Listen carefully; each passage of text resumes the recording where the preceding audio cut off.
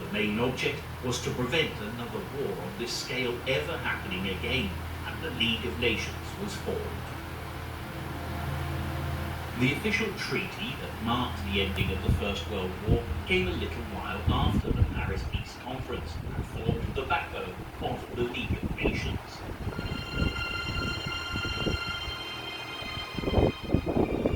The Treaty of Versailles was drawn up by the victorious Allies and signed by all parties on June 28, 1919. But many historians believe that this well-intentioned treaty did more to cause a Second World War rather than prevent it.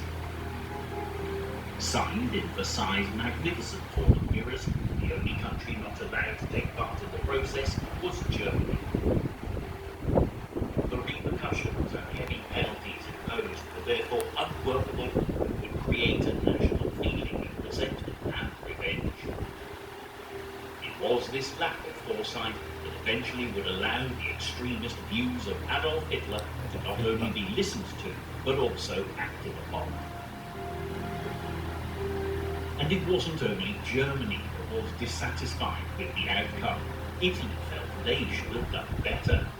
Imperial Japan was unhappy about its failure to gain parts of China.